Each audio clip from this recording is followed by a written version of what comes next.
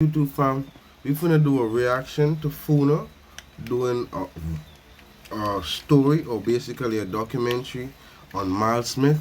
They say he the biggest up in New Orleans. Let's see. It was a horrific mass shooting back in 2018. 10 people shot on a busy stretch of South Claiborne Avenue on a Saturday night. 3 of those victims died. Now, 10 people shot? It depends though. If them 10 people shot by one person, I can see why. But 10 people shot by a group of person. More than 3 years later, New Orleans police announced an arrest in the case. That's right, 32-year-old Jamal Smith has been named as one of 2 gunmen in that shooting. Records show he has been in custody since 2019 on separate federal charges. Those federal charges include dealing... This nigga got fair charge.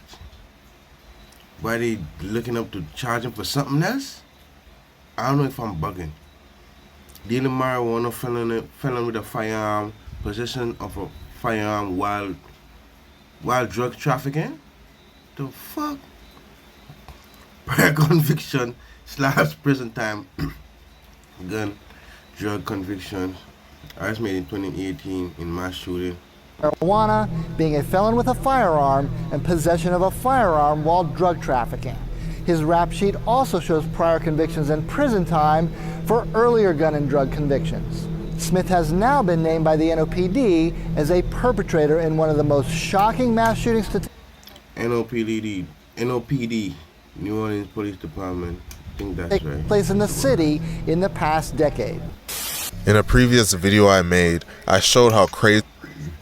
I think I saw a slight thing about Gregory Rabbit Stewart. Nigga. I don't think I watched all of it. New Orleans is and why it's the murder capital of America. The city is filled with demons that are willing to kill anyone on a moment's notice. The subject of today's video is no different. The subject of today's video went to war with the deadliest crew in New Orleans and survived attempts on his life. He did so much dirt in the streets that various factions around the city wanted him dead. The subject of today's video is so demonic and reckless that he allegedly shot into a large crowd of people, not caring who was in the way, just to take down one of his ops. The subject of today's video is not other than Jamal Smith. That's blatant ignorance. I don't care if a nigga say, oh, I'm a blitz this crowd just to get my up. You ain't no killer. I don't respect that shit. That nigga crowded. That nigga don't see you approaching. Walk up, hit that nigga, pop, pop. Then I respect you. I'm not glorifying this shit, but guess what? If you gonna get your target, get your fucking target, dog. Don't get 9 other people that is not with the shit, fam. Fuck wrong with you?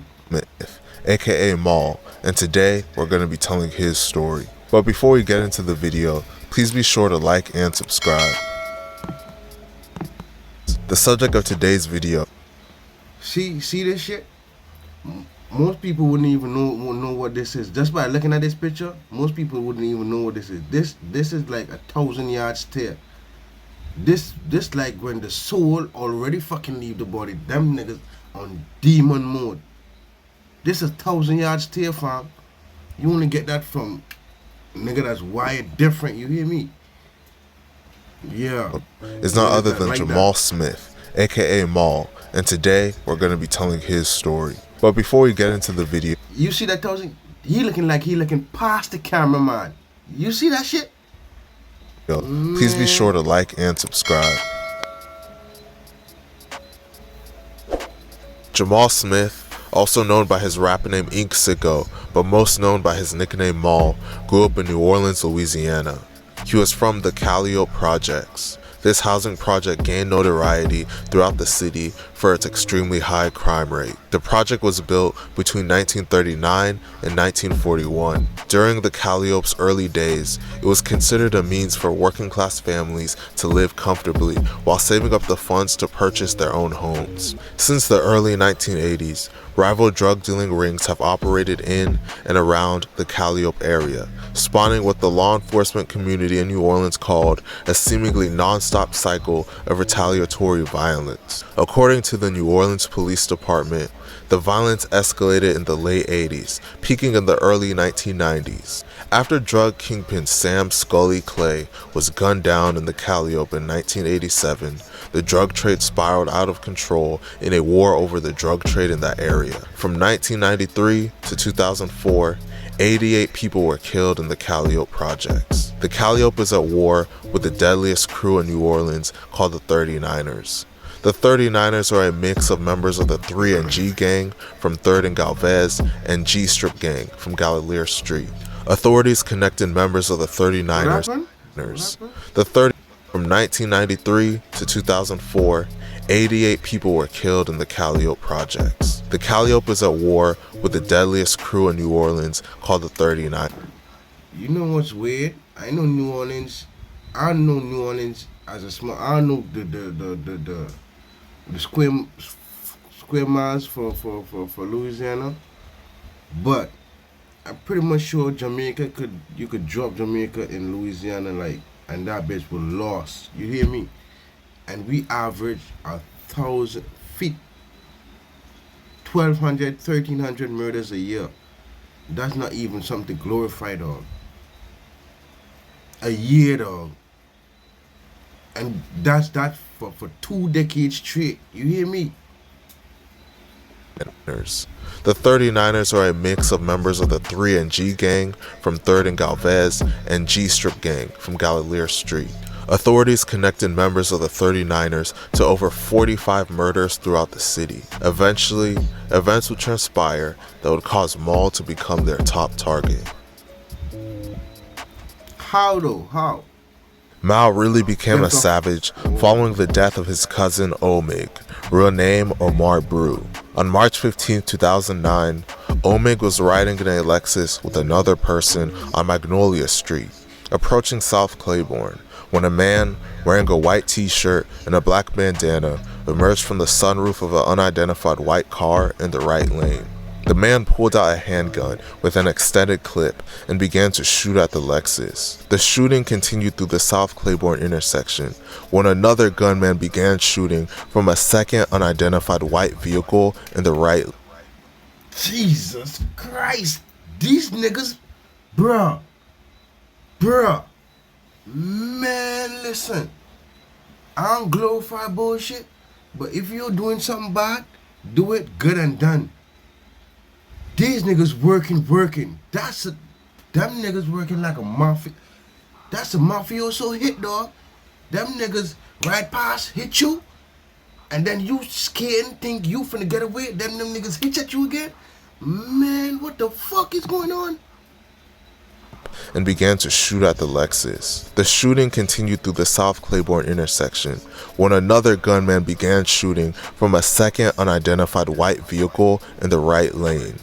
After about 20 rounds were fired, the Lexus continued through the intersection and bumped into something, then veered right and crashed into a fence. The 2 unidentified white cars with the gunmen in them turned left onto South Claiborne. An 18-year-old passenger. See, that was a tag team hit.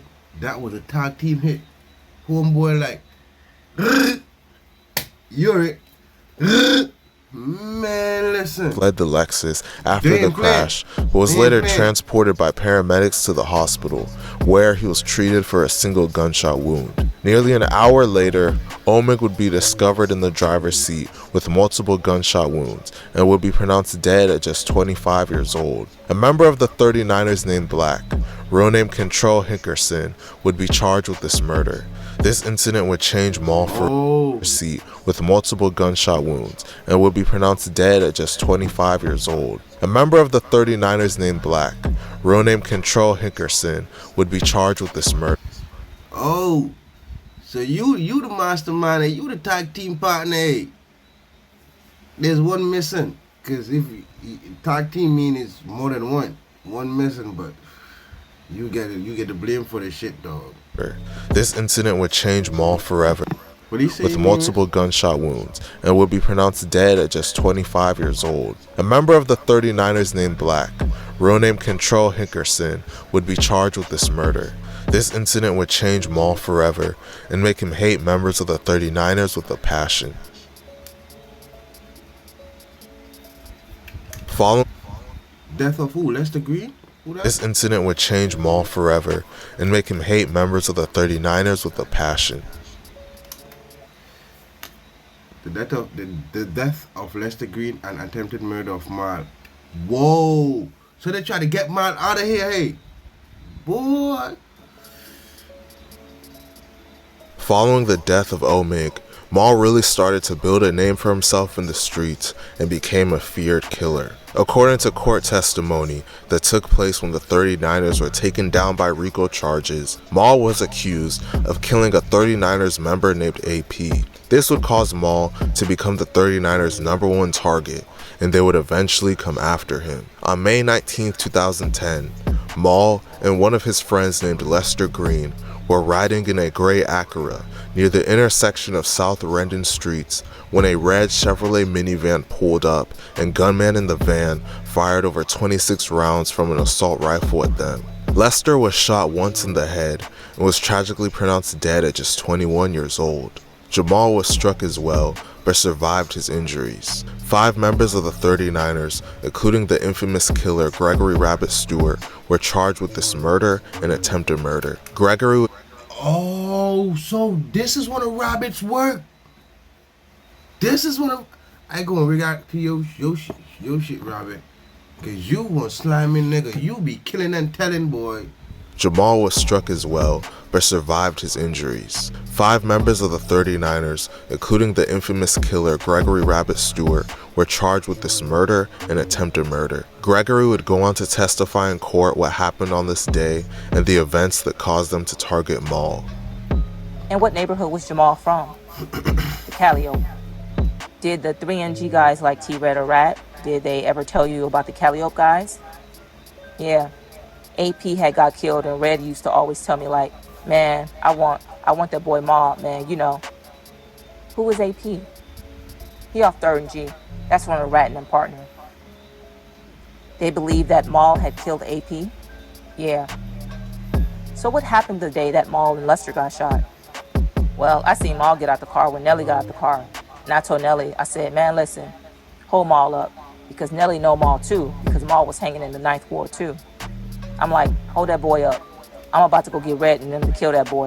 This incident would make Mal's hatred of the 39ers grow even further. Death of man.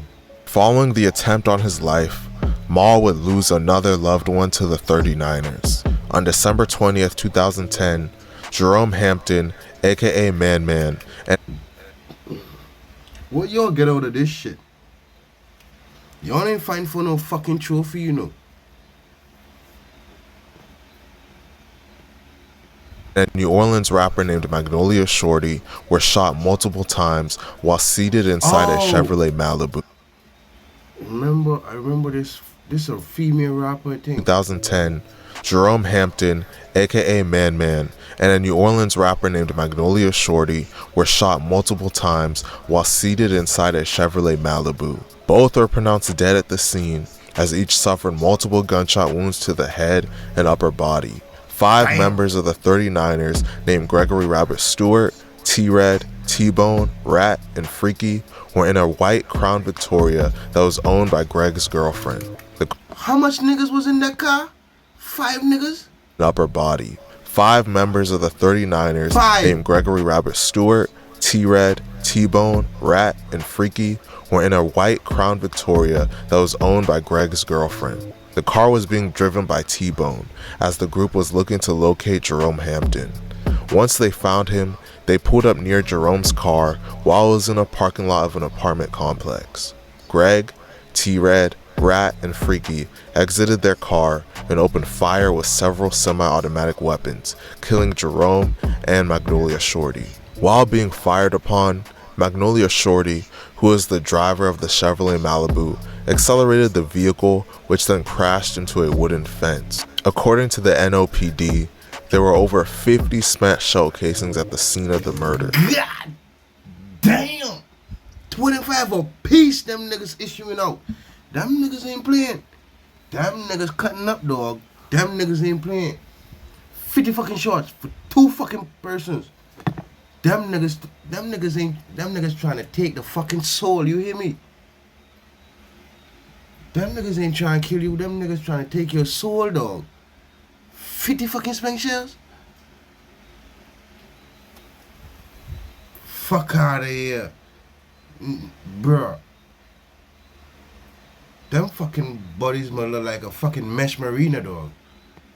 Jerome Hampton was a well-respected member of the Calliope and had a reputation for being a killer. Having recently returned home from prison, Jerome made it So you know what it is, man. Shooter get shot. Killers kill killers. You hear me?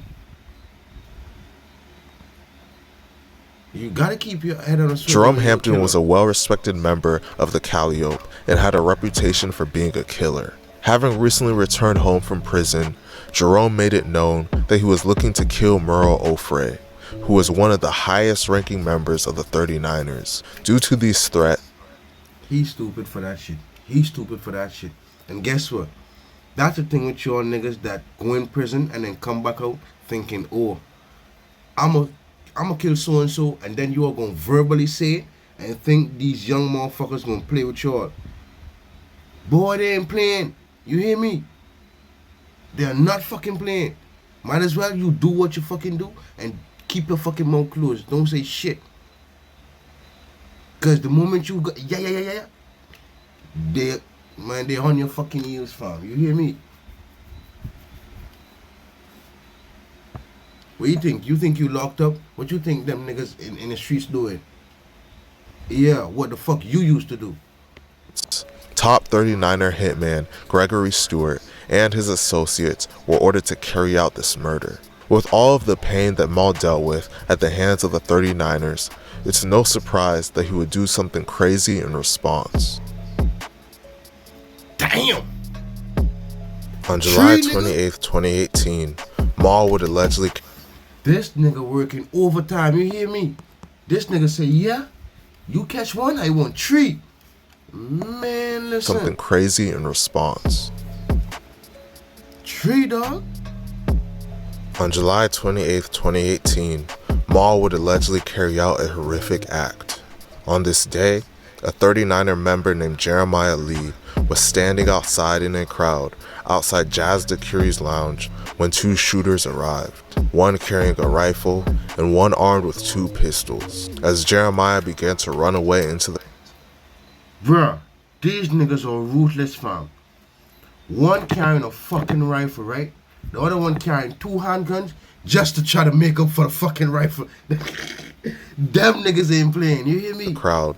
The shooters fired at him indiscriminately, not caring who else was hit as long as they took out their target. They were able to successfully kill Jeremiah, but they also killed two innocent bystanders in the process and that's what the fuck I'm talking about. Injured 7 others. The two innocent bystanders that were killed were Taisha Watkins and Kershaw Jackson.